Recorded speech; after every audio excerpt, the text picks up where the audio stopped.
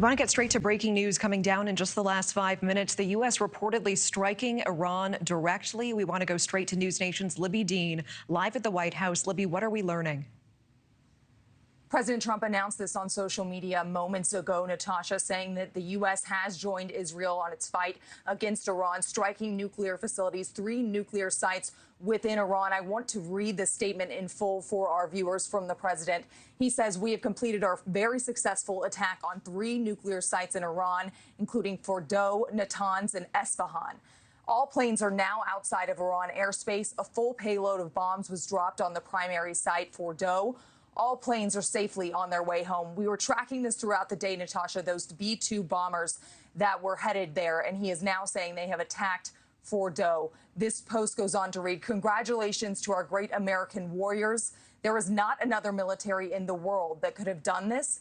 Now is the time for peace. Thank you for your attention to this matter." Throughout the day, we were tracking if the president would get involved. He set, of course, this 2-week deadline of if they were or were not going to get involved, the U.S., of course. And now we're seeing he made this decision ultimately within 3 days for the U.S. to get involved in this conflict with Iran. Now, of course, we watch to see how Iran responds to this, how they will retaliate. A lot of questions remaining in the air right now. If the president was in communication with Israeli Prime Minister Benjamin Netanyahu ahead of these strikes. And right before I came on to speak with you and we were monitoring this situation, Natasha, I saw Secretary of State Marco Rubio outside of the West Wing working the phones. And then moments right after I saw him hang up the phone, President Trump posted this on social media, and we know that he's still in the Oval Office meeting with his national security team. But this is a defining moment for President Trump and his presidency as he now announces that the U.S. has joined Israel in its fight against Iran, Natasha. Yeah, and we are continuing to cover this breaking news. Is these 3 nuclear sites in Iran that were the target of these attacks?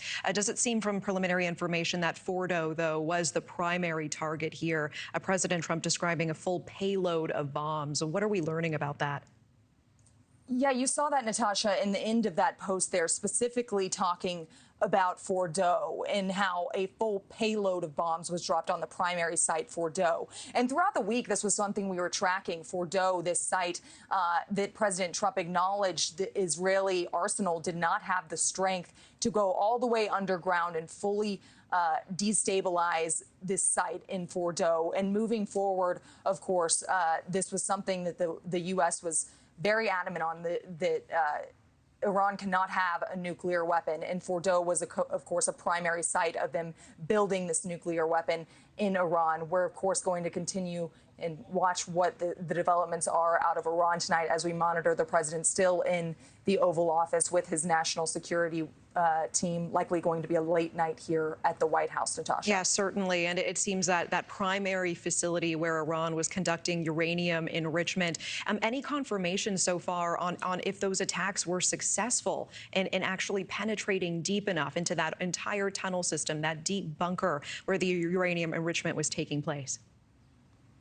I've been monitoring the White House here, Natasha, and haven't been able to monitor what's going on the ground in Iran just yet. But of course, that was the goal of this strike by the U.S. on Fordow, was to destabilize and stop them from building any uranium enrichment there. So likely that's what the U.S. is hoping for. And you said you heard President Trump there say, congratulating the American warriors in this and saying now is the time for peace. So we'll see moving forward what it looks like on the ground outside of Fordow's nuclear development center there in Iran. Libby Dean, I really appreciate that. And I know you'll continue to monitor the latest out of the White House. We'll check back with you.